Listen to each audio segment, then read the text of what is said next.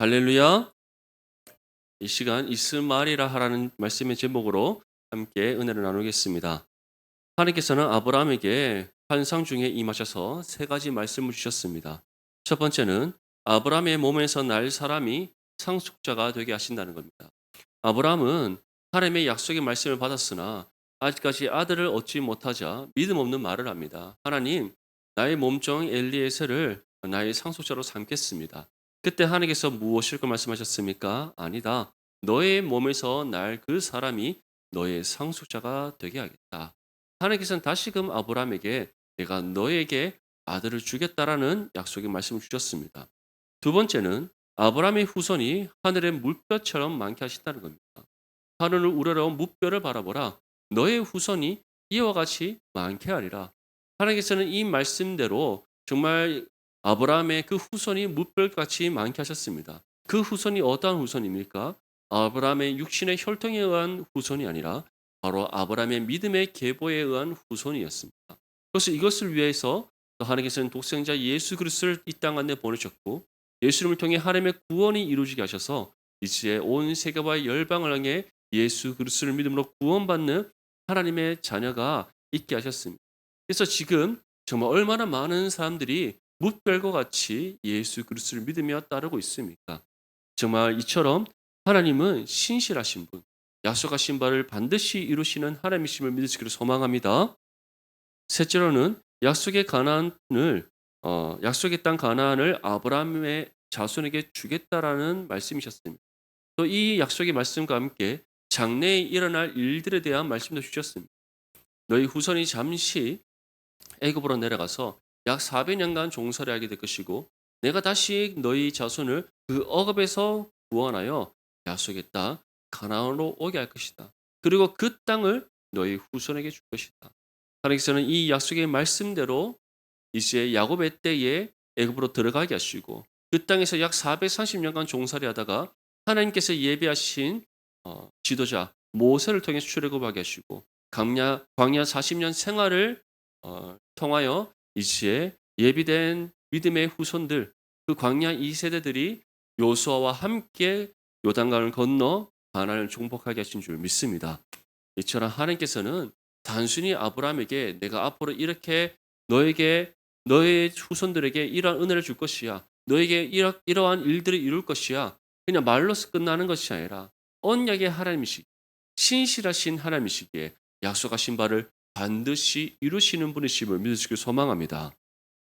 하나님께서는 이 말씀과 함께 이제 제물을 준비하라고 합니다. 암소와 암연소와 순양과 그리고 산비둘기, 쥐비둘기 새끼를 준비하게 합니다. 하나님의 명령을 따라 아브라함은 암소, 암연소 그리고 순양을 반으로 쪼개어 양옆으로 두고 또 산비둘기와 쥐비둘기를 또 그 끝에 둡니다. 하나님께서는 이 약속의 말씀을 하시고 이후에 횃불로 쪼갠 고기 사이를 지나가심으로써 친히 이 언약을 체결해 주셨습니다. 이것을 통해 우리는 두 가지 사실을 알 수 있습니다. 첫 번째는 언약의 주체가 하나님이라는 것. 언약의 주체가 하나님이라. 두 번째는 하나님께서 친히 언약을 맺어 주셨다는 것. 우리에게 임한 은혜 언약 또한 마찬가지입니다. 이 은혜 언약을 주신 이가 누구십니까? 이 은혜 언약을 주시고 이것을 이루시기 위하여 모든 계획을 세우시고 그 뜻을 이루시는 분 바로 하나님이심을 믿으시기를 소망합니다. 그래서 은혜 언약에 있어서도 모든 언약의 주체가 하나님이신 겁니다. 그리고 우리에게 주신 이 은혜 언약을 하나님께서 이루시기 위해 누구를 세상 가운데 보내셨습니까? 예수 그리스도. 하나님의 독생자 예수 그리스도를 세상 가운데 보내셨고 예수님께서는 이 은혜 언약을 체결하시기 위해 친히 십자가의 죽음과 부활을 감당하셨음을 믿으시기를 소망합니다. 이처럼 언약의 주체가 하나님이시요 또 이 언약을 친히 체결하시는 주관자가 하나님이시기에 우리에게 임한 모든 약속의 말씀은 반드시 이루어지는 줄 믿습니다. 사랑하는 성도 여러분, 하나님께서 여러분들에게 주신 약속의 말씀이 있습니까? 여러분들이 기도하는 가운데 하나님께서 말씀을 통해 주신 그 약속의 말씀이 있습니까? 분명히 기억하십시오. 하나님의 정하신 때에 가장 기뻐하시는 방법으로 응답해 주십니다.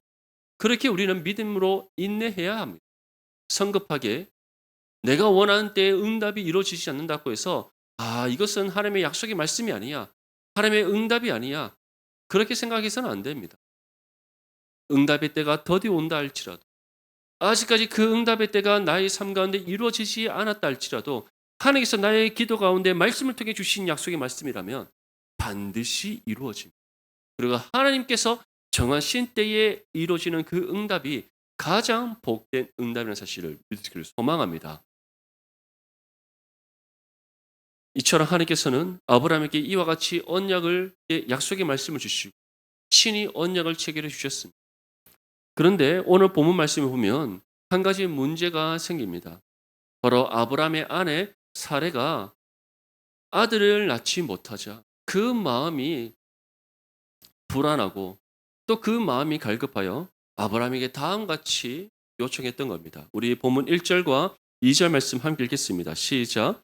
아브라함의 아내 사레는 출산하지 못하였고 그에게 한 요종이 있으니 애굽 사람이요 이름은 하갈이라. 사레가 아브라함에게 이르되 여호와께서 내 출산을 허락하지 아니하셨으니 원하건대 내 요종에게 들어가라. 내가 혹 그로 말미암아 자녀를 얻을까 하노라 하매 아브라함이 사레의 말을 들으니라. 아멘. 사레의 입장은 우리가 충분히 이해할 수 있습니다. 하나님께서 누구와 언약을 맺으셨습니까? 아브라함과 언약을 맺으셨습니다. 사레와 직접 언약을 맺으신 것이 아니라 하나님께서는 환상 중에 아브라함에게 임하셔서 아브라함과 언약을 맺으셨습니다. 갈대아 우르에서 너의 본토 아비의 집을 떠나 내가 너에게 가라 명한 그 약속의 땅 가나안으로 가라라고 말씀하셨을 때 그 말씀을 누구에게 주셨습니까? 아브라함에게 주셨습니다. 아브라함이 가나안에 들어왔을 때 하나님께서 이 땅을 너와 내 후손에게 주리라 누구에게 주신 말씀입니까? 아브라함에게 주신 말씀입니다. 그렇기 때문에 사레의 입장에서는 아들을 낳지 못하는 그것이 자신에게 수치와 부끄러움이 되고 또 그것으로 인해서 자기 안에 갈급함이 생기는 거 당연히 일어날 수 있는 일입니다.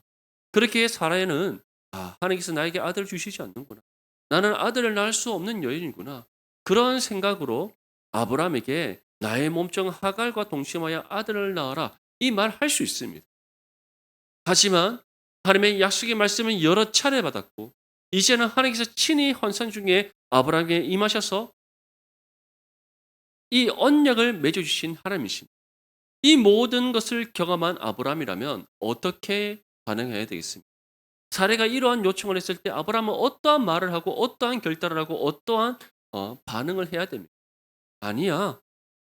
지금 아들을 주시지 않는다고 해서 영원토록 하나님께서 아들을 주시지 않는 것이 아니야. 하나님께서 반드시 아들을 주신다고 말씀하셨어. 그렇기 때문에 우리는 그 때를 기다려야 돼.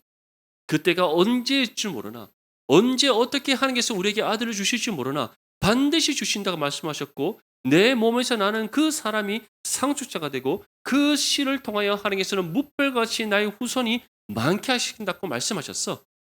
약속의 땅 가나안을 나와 내 후손에게 주신다고 말씀하셨어.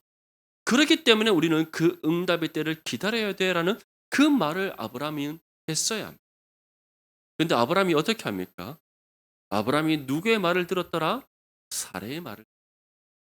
왜 사레의 말을 들었겠습니까? 하나님의 응답의 때가 이르지 않. 하나님께서 약속하신 그 아들이 오지 않. 그들이 그에게 얻어지지 않자 아브라함 또한 어느 순간 무엇을 잊어버린 겁니까? 하나님의 약속의 말씀을 잊어버린. 지금 눈에 보이는 자신들이 해결할 수 있는 그 문제의 답을 붙잡는 그런 육신의 생각이 앞서 버렸던 겁니다. 사랑하는 성도 여러분, 우리에게도 이러한 실수가 일어날 수 있다는 것을 기억할 수 있기를 바랍니다. 왜냐하면 우리 또한 연약한 사람이기 때문에 부족한 한 인간이기 때문에 여러분들에게 주신 약속의 말씀 하나님 반드시 이루어 주십니다. 응답해 주십니다. 그런데 때로는 우리가 하나님의 응답이 이루어지기 이전에 그르치는 일들이 생깁니다. 어떻게 해서 우리가 그것을 그르칩니까? 다름 아니라 성급한 우리의 육신의 실수 때문에 성급 하나님의 때가 임하지 않고 그 때가 점점 멀어지는 것처럼 느껴지는 그때 우리는 성급하게 행동하고 성급하게 결단함으로써 실수하게 되는 사랑하는 성도 여러분, 그렇기 때문에 성경은 우리에게 믿음의 인내를 요구하는 반란은 인내를 인내는 연단은 무엇을 이룬다? 소망을 이루게 하는 줄 믿습니다. 아멘. 그래서 여러분 사랑하는 성도 여러분 정말 믿음 가운데 인내할 수 있기를 간절히 소망합니다. 오늘 아브라함과 사례가 보여주는 것처럼 하나님의 응답의 때가 더디어지고 내가 원하는 때에 이루어지지 않는다고 해서 성급하게 육신의 생각으로 이를 그르치는 실수를 범하지 않기를 간절히 소망합니다. 3절과 4절 말씀에 아브라함의 아내 사레가 그 요종 애굽 사람 하갈을 데려다가 그 남편 아브라함에게 첩으로 준 때는 아브라함이 가나안 땅에 거주한 지 10년 후였더라. 아브라함이 하갈과 동침하였더니 하갈이 임신하매 그가 자기의 임신함을 알고 그의 여주인을 멸시한다. 이제 아브라함은 사레의 요청을 따라 그의 몸종 하갈과 동침합니다. 그랬더니 단번에 하갈이 임신하게 된 겁니다. 그러자 하갈의 마음속에 어떠한 싹이 이제 튀어지게 됩니까? 교만의 싹이 이제 튀어지게 된 겁니다. 그래서 나는 임신했어. 나는 자녀를 낳을 수 있는 여인. 근데 자신의 여주인은 어떻습니까? 오랜 동안 아브라함과 결혼하여 함께 살고 있지만 자녀를 낳지 못합니다. 그러니 하갈의 마음속에서는 어떠한 생각이 들겠습니까? 내가 사례보다 더 나은 사람이다.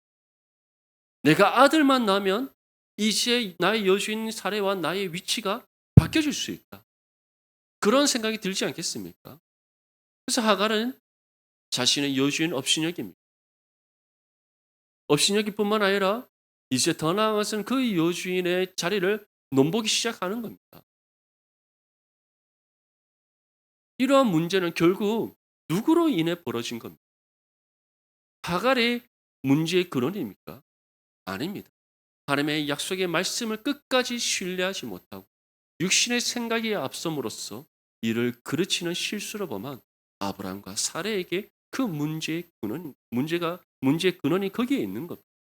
만약에 아브라함이 사레에게 다시금 하나님의 약속의 말씀을 들려주면서 하나님의 때를 기다리고자 했다면 이 문제가 일어나겠습니까? 일어나지 않는 겁니다. 하나님께 기도하자. 우리가 하나님의 때를 끝까지 믿음의 인내로 기다리자. 성급하게 이를 그르치지 말자. 아브라함이 그 말 한마디만 했다면 이 문제가 일어나지 않습니다. 하지만 아브라함 또한 하나님의 친히 언약을 맺어주시는 그것을 경험했음에 불구하고 하나님의 약속의 말씀을 여러 차례 받았음에도 불구하고 그가 믿음으로 인내하지 못하고 사람의 생각이 앞서서 이를 그르쳤기 때문에 지금 그의 가정에 이처럼 일어나서는 안 되는 문제가 일어나는 겁니다. 몸종 하갈이 요주인 사례를 어떻게 했더라? 멸시해. 단순히 무시하는 것뿐만 아니라 업신여긴 것뿐만 아니라 그 여주인의 자리를 탐내고 그 자리를 빼앗기 위하여 그가 그의 여주인 사례를 멸시했다는. 그러자 사례가 아브라함에게 어떻게 합니까? 5절과 6절 말씀을 보면 사례가 아브라함에게 이르되 내가 받는 모욕은 당신이 받아야 옳도다. 내가 나의 요종을 당신의 품에 두었거늘 그가 자기의 임신함을 알고 나를 멸시하니 당신과 나 사이에 여호와께서 판단하시기를 원하노라. 아브라함이 사례에게 이르되 당신의 요종은 당신의 수중에 있으니 당신의 눈에 좋을 대로 그에게 행하라. 하며 사례가 하갈을 학대하였더니 하갈이 사례 앞에서 도망하였다. 사랑하는 성도 여러분, 지금 아브라함의 가정에서 이 문제가 일어났을 때 아브라함과 사례는 하나님 앞에 어떠한 믿음의 모습을 보여야 됩니까? 단순히 사례가 하갈이 지금 저를 멸시합니다.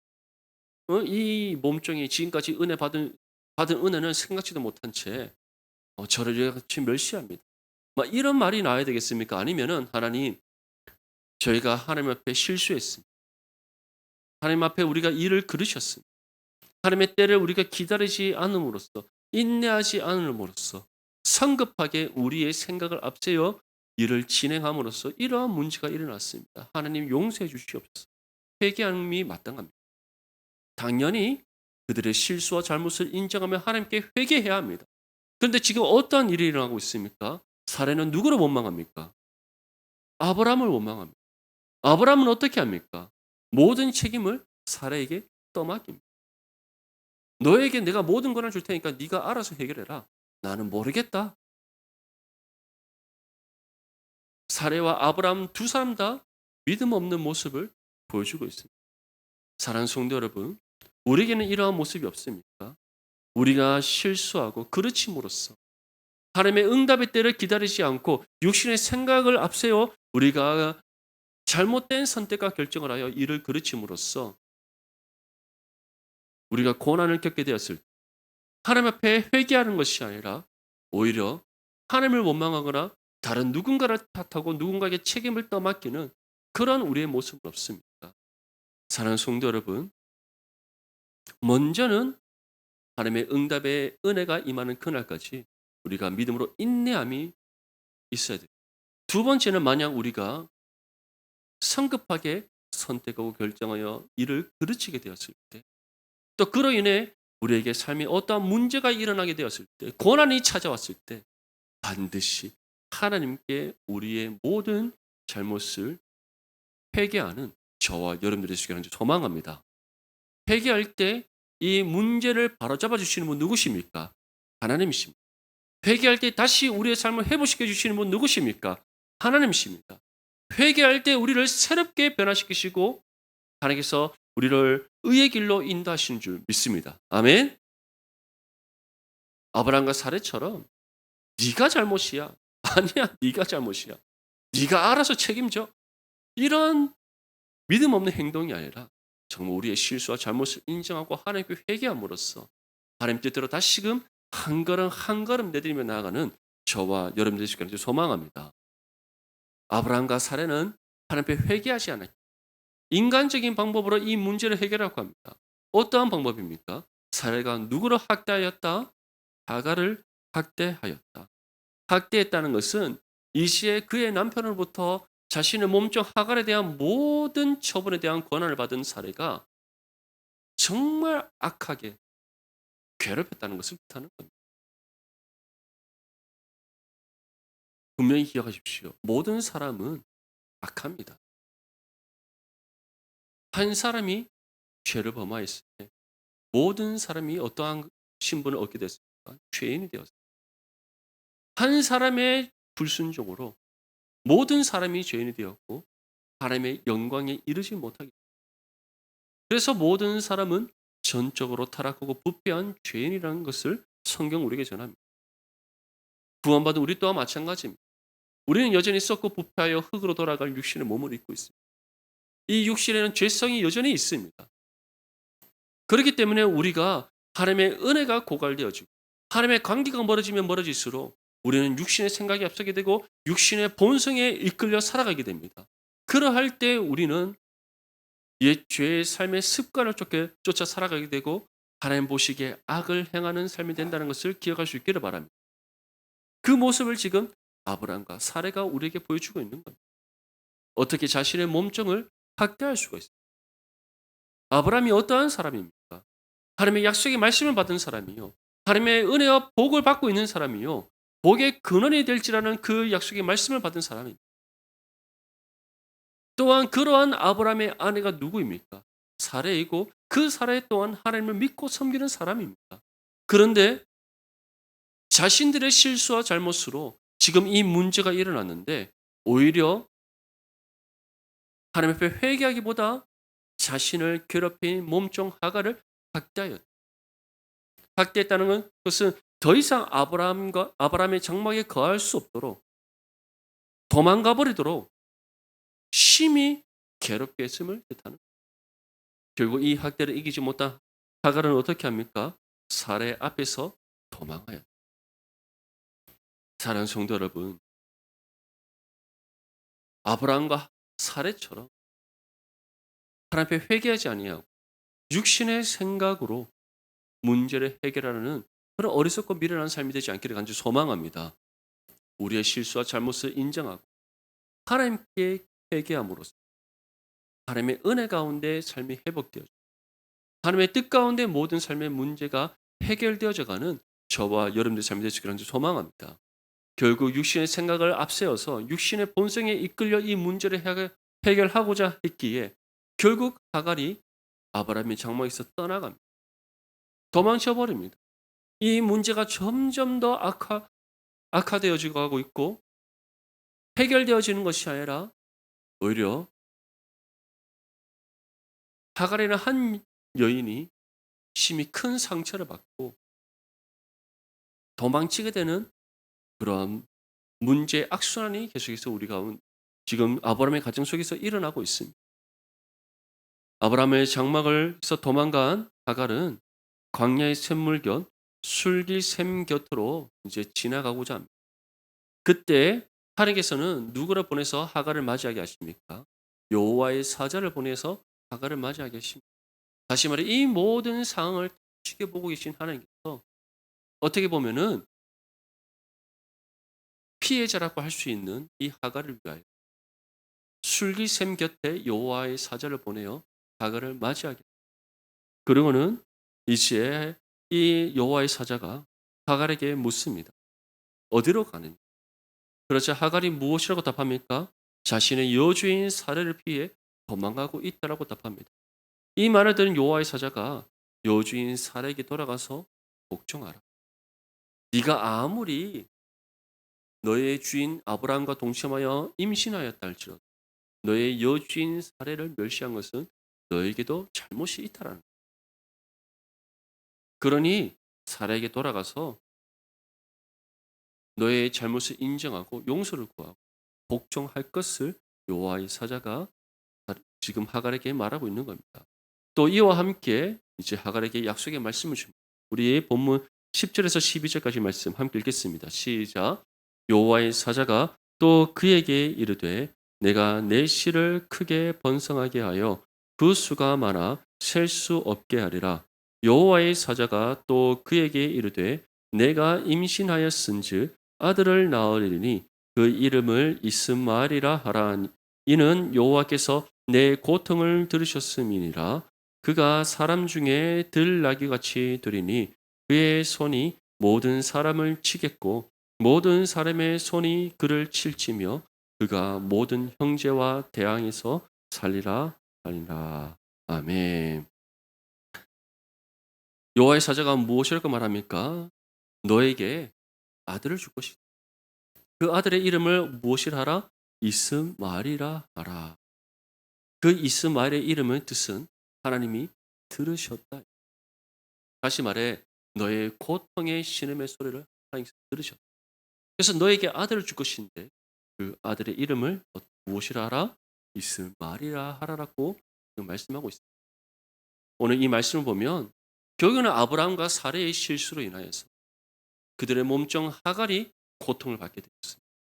근데 하나님께서는 누구의 고통에 신음하는 소리를 들으셨다는 거예요. 하갈의 고통에 신음하는 소리를 들으셨다. 그래서 그에게 위로의 선물로 이스마엘을 주심을 여호와의 사자를 통해 우리에게 말씀하고 있습니다.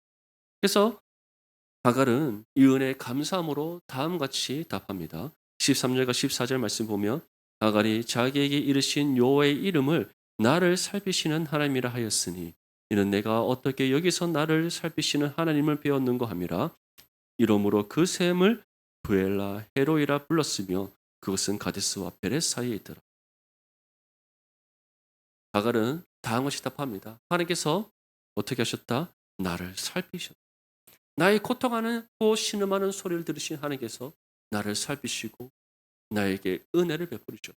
그래서 내 곁에 있는 이 샘, 다시 말해 술기샘 곁에서 이 술기샘을 향하여 다시금 이름을 정합니다. 부엘라 헤로이라 하겠다. 이 부엘라 헤로이는 나를 살피시는 살아계신 하나님의 우물이다라는 뜻입니다. 나를 살피시는 살아계신 하나님의 우물.